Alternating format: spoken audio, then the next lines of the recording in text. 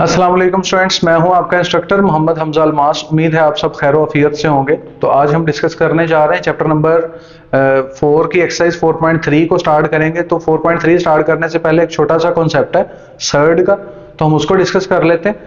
Surd एक value है। Surd को हम उर्दू में कहते हैं मिकदारे इसम। ठीक है जी, इसको मिकदार इसम उर्दू में कहते हैं। तो ये सर्ड की डेफिनेशन लिखी गई है, इसको थोड़ा अंडरस्टैंड करते हैं। An irrational radical with rational radicand is called a surd. Simple कि अगर इररेशनल जो रैशनल रेडिकेंट हो और जब हम उसको सॉल्व करें तो इररेशनल रेडिकल यानी कि उसका रिजल्ट इररेशनल आए, the irrational radical with rational radicand is called a surd. ठीक है जी, तो पहले हम देखते हैं कि रैशनल रेडिकेंट किसको बोलते हैं। रैशनल बोलते हैं नातक अदद को।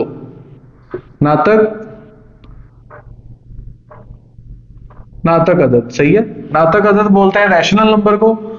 और रेडिकेंट कहते हैं नातक अदद कौन सा होता है जिसको हमने पढ़ा हुआ है, इसको जो ओवर की शेप में लिखा जाता है। 2/3 की शक्ल में लिखा जाए, 4/3 लिख दें, 5/6 लिख दें या सिंपल 6 लिख दें, ये सारे क्या हैं, रैशनल नंबर्स हैं। ठीक है, और रैशनल नंबर्स हैं और ये सारे के सारे रैशनल नंबर्स हैं। ठीक है, रैशनल नंबर को नातक अदाद भी कहते हैं। उसके बाद बोलते हैं रेडिकेंट किसको बोलते हैं। सही है, रेडिकेंट कहते हैं जी अगर फॉर एग्जांपल हमारे पास 2 लिखा हुआ है तो ये जो 2 है ये रेडिकेंट है।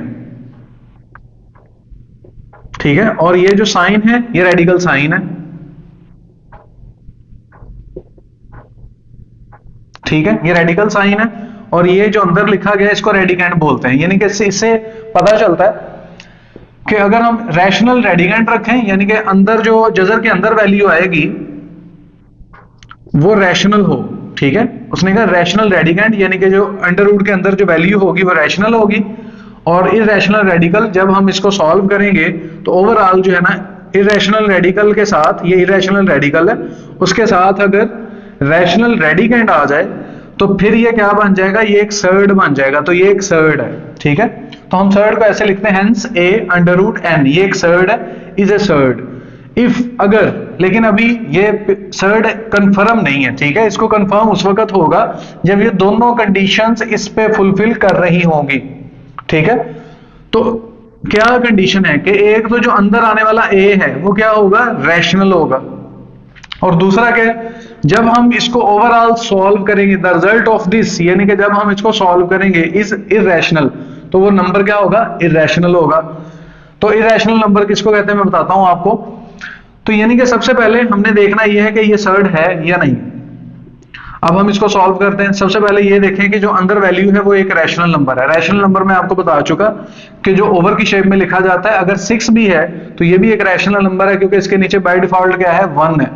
तो इससे पता चलता है कोई भी ऐसी वैल्यू जो सिंपल भी लिखी गई है वो एक रैशनल नंबर होती है। तो ये सारे रैशनल नंबर्स हैं। तो सबसे पहले हमने देखा कि जो ओवर में आ रहा है अंडर रूट के अंदर जो वैल्यू आ रही है वो रैशनल नंबर है, एक चीज फुलफिल हो गई।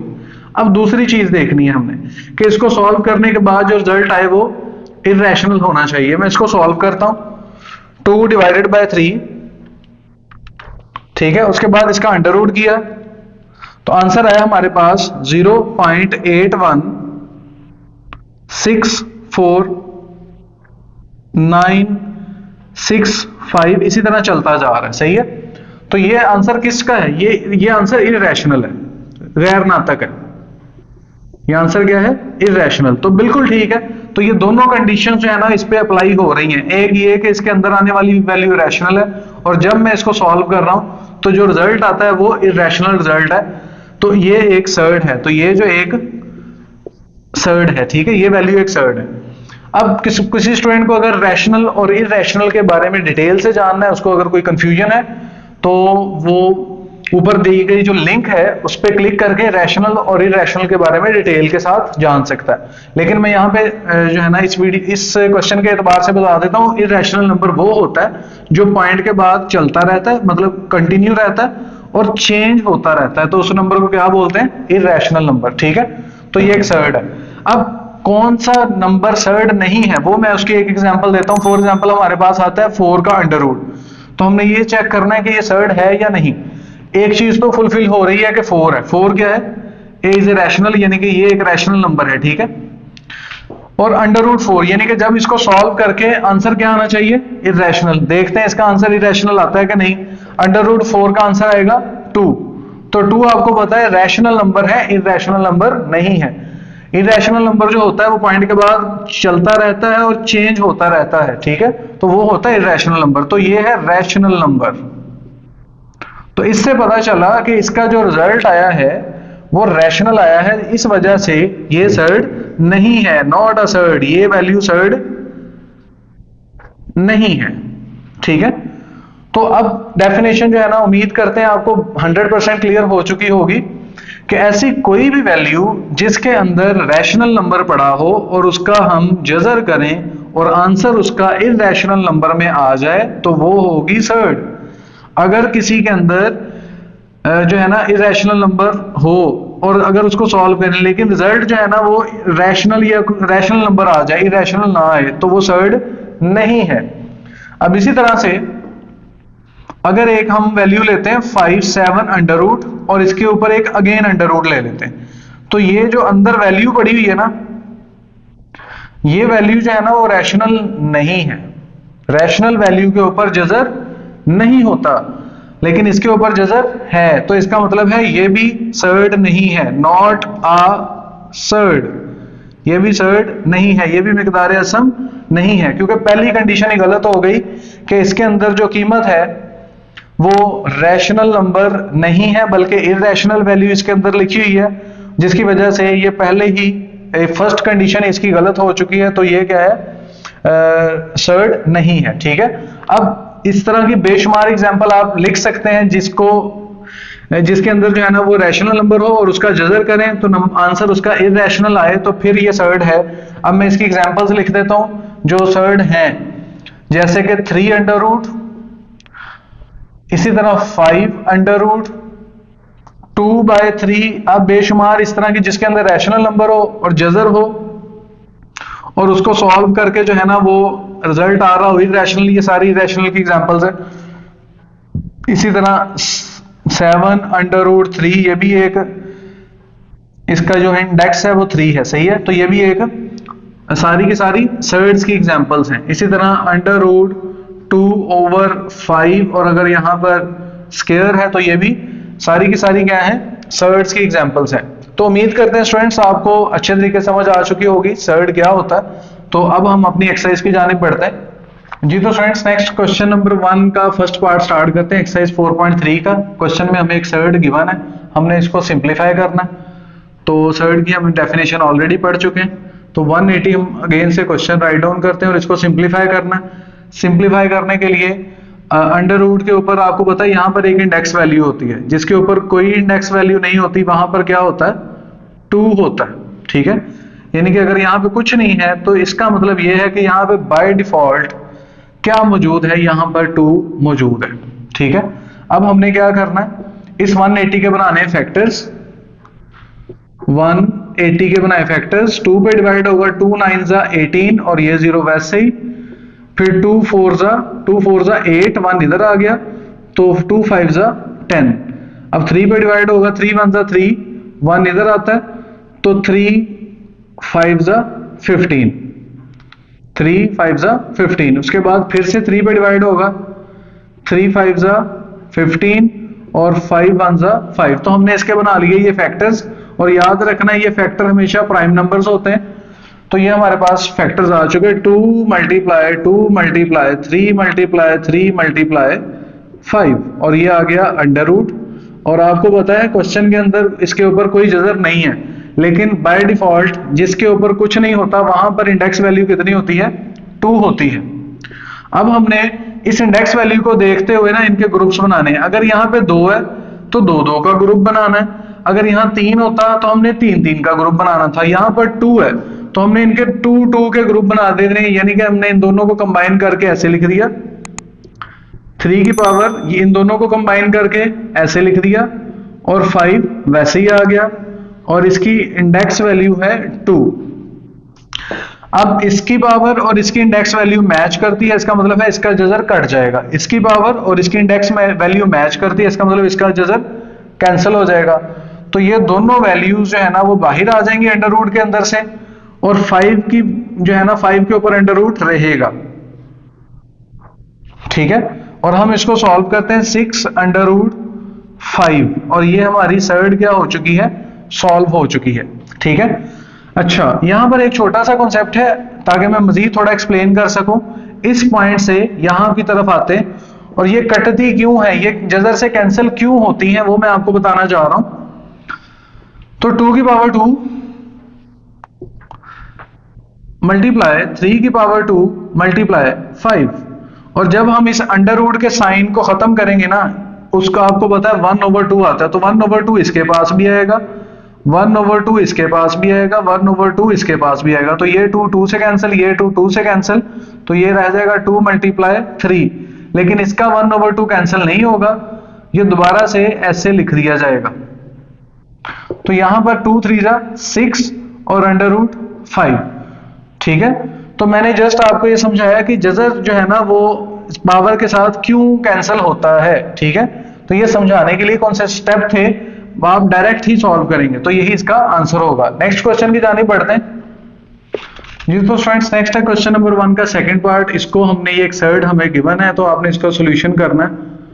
सॉल्यूशन स्टार्ट करते हैं। 3 आ गया और अंडर रूट 162 वैसे ही आया, और 162 के पहले हम बनाएंगे फैक्टर्स 162, तो 2 पे डिवाइड करते हैं, 2 8 जा 16 और 2 1 जा 2। अगेन इसको 3 पे जाएगा, अब ये 3 2 जा 6, तो इसमें से 2 बचेंगे वो इधर आ जाएंगे, तो 21 बन गया। 3 7 जा 21, फिर ये 3 पे डिवाइड होगा, 3 9 जा 27, फिर ये 3 पे डिवाइड होगा, 3 को 3 से मल्टीप्लाई करेंगे 9, फिर ये 3 आएगा, 3 को 1 से मल्टीप्लाई करेंगे तो 3, ये इसके आगे फैक्टर्स। तो आप इसके फैक्टर्स वैसे ही लिखते हैं, 3 under root 2 multiply 3 multiply 3 multiply 3 multiply 3, तो ये सारे फैक्टर्स हमने राइट कर दिए। अब हमने इनके बनाने हैं ग्रुप्स। तो ग्रुप्स कितने कितने के ग्रुप्स बनाने हैं, क्या इन सबका एक ग्रुप बनाना है, ये इन दोनों तीनों का ग्रुप बनाना है, कैसे ग्रुप बनाने? तो मैंने आपको पिछले क्वेश्चन में बताया था कि जिसकी पावर कोई नहीं होती उसके इंडेक्स की पावर होती है 2, इसका मतलब है इनके 2 2 के ग्रुप्स बनाने। ये 3 वैसे ही आ गया, इसकी इंडेक्स है 2, जिसकी जजर के ऊपर कोई वैल्यू नहीं लिखी होती उसके इधर 2 लिखा होता है, तो इसका मतलब है हमने इनके 2 2 के ग्रुप्स बनाने। तो ये 2 वैसे ही आ गया, मल्टीप्लाई इसका ग्रुप अलहदा बन गया और इसका ग्रुप अलहदा बन गया। अब ये जो अंडर रूट का साइन है इस 2 से कैंसिल हो जाएगा, क्योंकि इस अंडर रूट के साइन की भी पावर 2 है और इस वैल्यू की पावर भी 2 है, तो कैंसिल हो जाएगा। ये भी 2 इस अंडर रूट से कैंसिल हो जाएगा, तो इसका मतलब है 3 मल्टीप्लाई, ये भी 3 अंडर रूट से बाहर आ जाएगा, ये भी 3 अंडर रूट से बाहर आ जाएगा, और अंडर रूट के अंदर जस्ट पड़ा रहेगा 2। ठीक है, तो अब इसको सॉल्व करते हैं। ये आ गया 27, 3 मल्टीप्लाई 3 9, 9 3 जा 27, और अंडर रूट 2, इससे ज्यादा ये सिंप्लीफाई नहीं होता, तो यही इसका आंसर होगा। नेक्स्ट क्वेश्चन की जानिब बढ़ते हैं जी। तो फ्रेंड्स नेक्स्ट क्वेश्चन है क्वेश्चन नंबर 1 का थर्ड पार्ट, इसका सॉल्यूशन स्टार्ट करते हैं, और सॉल्यूशन के अंदर है 3/4। क्वेश्चन अगेन से राइट कर लिया, अंडर रूट 128 और इसके इंडेक्स में लिखा हुआ है 3। तो अब हमने 128 के सबसे पहले फैक्टर बनाने होते हैं, आपको पता है जो वैल्यू है उसके फैक्टर बनाए 128। 2 पर ये सबसे पहले डिवाइड होगा, 2 6 जा 12, 2 4 जा 8, फिर ये 2 पे डिवाइड होगा, 2 3 जा 6 और 2 2 जा 4, फिर 2 पे जाएगा, 2 1 जा 2, इसका 1 इधर आ गया, 2 6 जा 12। तो जिस बच्चे को ये नहीं आता वो सिंपल कैलकुलेटर से भी कर सकता है। 128 को 2 पे डिवाइड करे 64, 64 को 2 पे डिवाइड करे 32, उसके बाद 16 को 2 पे डिवाइड किया 8, और उसके बाद 8 को 2 से डिवाइड करेंगे तो 4, फिर 4 को 2 से डिवाइड करेंगे तो 2, फिर 2 को 2 से डिवाइड करेंगे तो 1। जैसे ही 1 आ गया इसका मतलब क्वेश्चन हमारा यानी कि यहां तक ही होना था।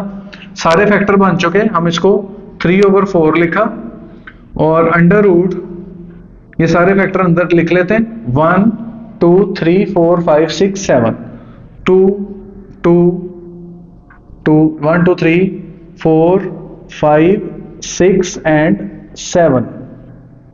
ठीक है, तो इसके ऊपर आ रहा है अंडर रूट, और इनके बाहर इंडेक्स वैल्यू कितनी है 3।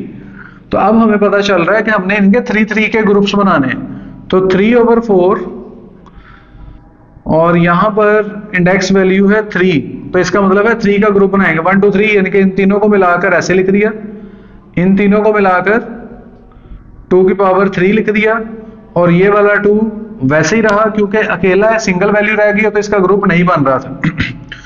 तो ये वाला 3 इस अंडर रूट के साथ कैंसिल हो जाएगा क्योंकि इसके जजर के इंडेक्स के ऊपर भी 3 है, इस 2 की पावर भी 3 है, इसलिए कैंसिल हो जाएगी। ये 2 की पावर भी 3 है और इस अंडर रूट की पावर भी 3 है, तो इसलिए ये भी कैंसिल हो जाएगा।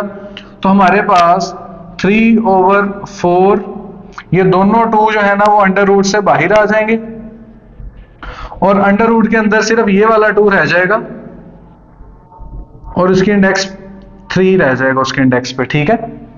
तो ये भी इससे मल्टीप्लाई ही हो रहा है।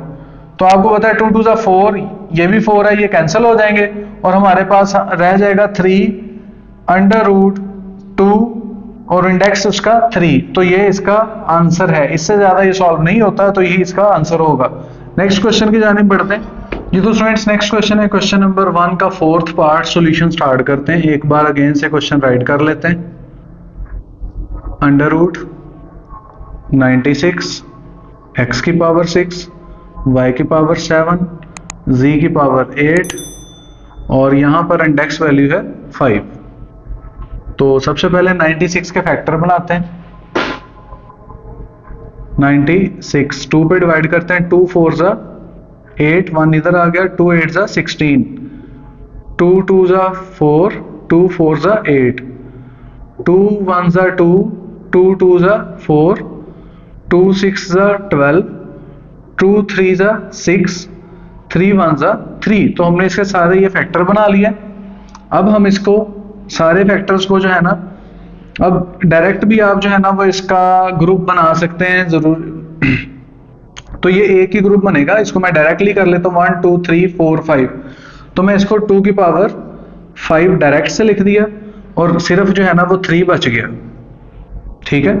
उसकी रीजन क्या है, मैंने 5 क्यों, क्योंकि इंडेक्स वैल्यू कितनी है जजर के ऊपर 5, तो इस वजह से मैंने बाद में भी फैक्टर बनाने थे तो मैंने एक ही दफा 5 का ग्रुप अलहदा कर लिया। ये 3 था, इसका कोई ग्रुप किसी से नहीं बन रहा था। अगर ये इसके ज्यादा ग्रुप्स होते तो मैं इसका भी 5 का ग्रुप बनाता, लेकिन अब ये नहीं बन रहा था तो इसको 3 को वैसे ही छोड़ दिया। अब x है, आपने अब जो है ना मल्टीप्लाई के साइन चाहे लगा दें चाहे डॉट का साइन लगा दें, बात एक ही है। ये मैं कहता हूँ डॉट लगा लेता हूँ यहाँ पर ताकि जो है ना वो x और मल्टीप्लाई एक जैसा ना लगे।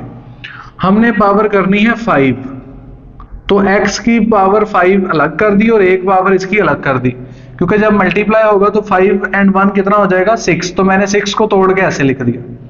इसी तरह से y की भी मैंने 5 पावर अलग कर दी और 2 y मैंने अलग कर दिए।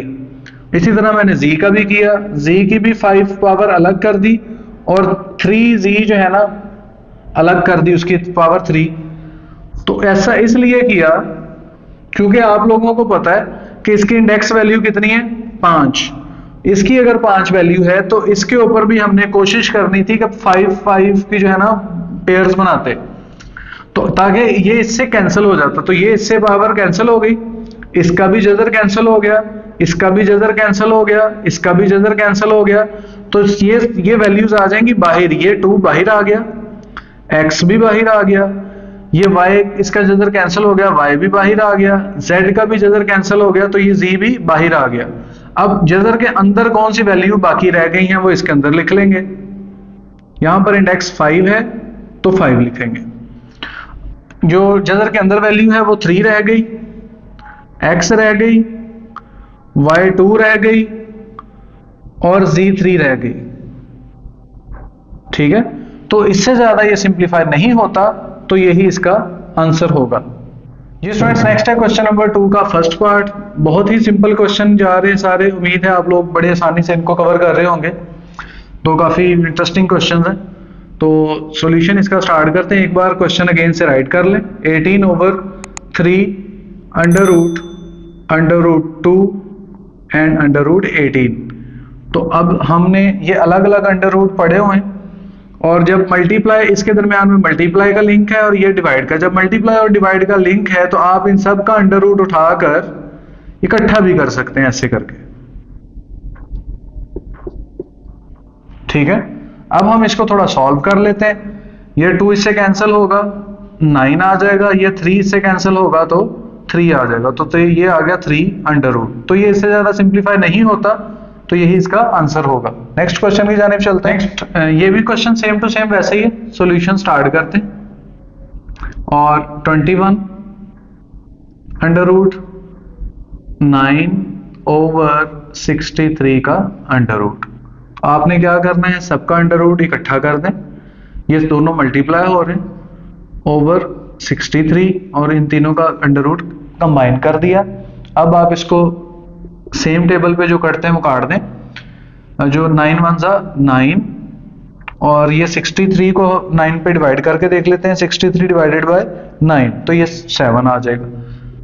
ये दोनों ना, ये भी 9 पे डिवाइड होता था, ये भी 9 पे होता था, तो इस वजह से 9 1 जा 9, ये भी 9 पे डिवाइड हुआ तो 7 आ गया। अब ये भी 7 1 जा 7, 7 3 जा 21, तो बाकी सिर्फ यहां पर रह गया 3 ओवर में 1, और ओवर में 1 लिखने की जरूरत नहीं होती, आप इसी तरह से इसको लिख देंगे, तो यही इसका आंसर आ चुका है। नेक्स्ट क्वेश्चन देखते हैं जी स्टूडेंट्स। नेक्स्ट है क्वेश्चन नंबर 2 का थर्ड पार्ट। सॉल्यूशन स्टार्ट करते हैं और 243 एक बार क्वेश्चन से फिर रिपीट कर देते हैं। y की पावर 10, z की पावर 15 और इसके ऊपर है अंडर रूट, और ओवरऑल इसका इंडेक्स कितना है 5। ठीक है, तो 243 के सबसे पहले बनाते हैं फैक्टर्स। 243 तो 3 पे डिवाइड होगा, 3 8 जा 24 और 3 1 जा 3। अगर आपको नहीं ये थोड़ा मुश्किल लगता तो सिंपल 243 को डिवाइड कर दें 3 पर, तो ये आ जाएगा 81। इसी तरह से 81 को भी हम 3 पर डिवाइड करेंगे, क्योंकि ये 2 पर डिवाइड नहीं होता, तो 81 को 3 2 जा 6, 2 इधर आ गया, 3 7 जा 21। अगर किसी को ये मुश्किल लगता है तो 81 डिवाइडेड बाय 3 करें तो 27 आ जाएगा। 81 को 3 पे डिवाइड करें 27 लिख दें। इसी तरह 27 को 3 पे डिवाइड करें और 9 लिख दें। ये 9 भी 3 पे जाता है, तो इसको 3 पे डिवाइड करें तो 3 लिख दें, ऐसे भी हो सकता है। नेक्स्ट 3 1 जा 3, तो ये मैंने इसके बना लिए फैक्टर्स, और ये 5 फैक्टर बने 1 2 3 4 एंड 5। तो हमें ये पता है कि इंडेक्स वैल्यू कितनी है 5, तो हमने इसके 5 ही फैक्टर बनाने। तो मैं पहले से ही ना इन पांचों का एक पेयर बना देता हूं, मैं डायरेक्ट लिख देता हूं 3 की पावर 5, x की पावर 5, ये तो पहले ही बना हुआ है। आप इसको y की पावर 5 और y की पावर 5 अलग अलग कर देते हैं, ठीक है, ताकि क्योंकि इंडेक्स के ऊपर 5 है तो हमें 5 5 की फॉर्म लेके आनी है। इसी तरह से z के ऊपर 5 5 एंड 5, तो हमने इसको 5 5 के पेयर्स की शक्ल में लिख दिया। आपको पता है अगर इंडेक्स वैल्यू 5 है और इसकी भी वैल्यू पावर 5 है तो ये से कैंसिल, इसी तरह ये इससे कैंसिल, ये इससे कैंसिल, ये इससे कैंसिल, सारे 5 जो है ना वो कैंसिल हो जाएंगे। क्यों? क्योंकि ओवरऑल अंडर रूट के ऊपर कितना है 5 है, तो ये सारी वैल्यूज अंडर रूट से बाहर आ जाएंगी। 3x y dot y dot z dot z dot z, dot का मतलब मल्टीप्लाई, तो मल्टीप्लाई में पावर्स होती हैं प्लस, ये x अकेला, इसकी पावर 1, इसकी पावर 1 2, इसकी पावर 1, इसकी पावर 1, इसकी पावर 1 3, तो ये इसका आंसर आ चुका। ठीक है, तो नेक्स्ट क्वेश्चन की जानिब बढ़ते हैं जी। तो स्टूडेंट्स नेक्स्ट एक्सरसाइज 4.3 का क्वेश्चन नंबर 2 का फोर्थ पार्ट सॉल्यूशन स्टार्ट करते हैं। एक दफा अगेन से क्वेश्चन राइट कर लें। 4/5 अंडर रूट 125 और उसकी ओवरऑल पावर है 3। 125 के बनाते हैं फैक्टर्स।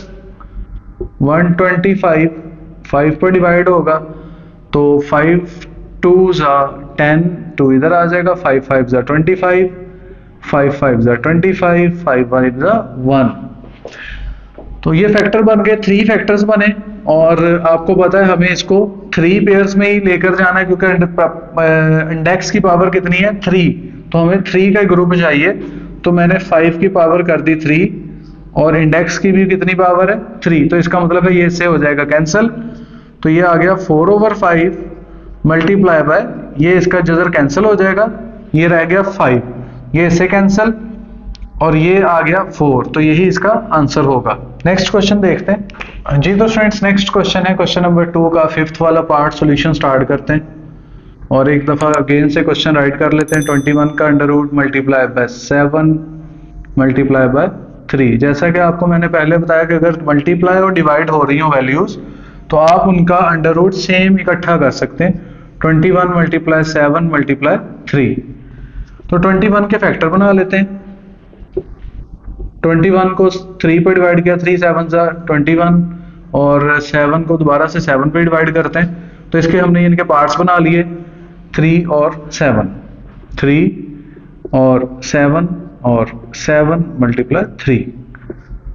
तो आपको पता है जिस अंडर रूट के ऊपर कुछ नहीं होता उसकी इंडेक्स वैल्यू 2 होती है, तो इसका मतलब है हमें इसके 2 के ग्रुप्स बनाने, तो ये 3 और ये 3 इसका 2 का ग्रुप बन जाएगा, 7 और 7 इसका ग्रुप बन जाएगा और आपको पता है ये इससे कैंसिल हो जाएगा और 3 को 7 से मल्टीप्लाई किया तो 21 इसका आंसर आ जाएगा, तो यही इसका आंसर आ जाएगा जी। तो स्टूडेंट्स आज के इस लेक्चर में हमने डिस्कस किया एक्सरसाइज 4.3 के क्वेश्चन नंबर 1 और 2 को और साथ ही थर्ड का कॉन्सेप्ट डिस्कस किया। उम्मीद है इन तमाम चीज़ों की आपको बेहतर तरीके से समझ आ चुकी होगी।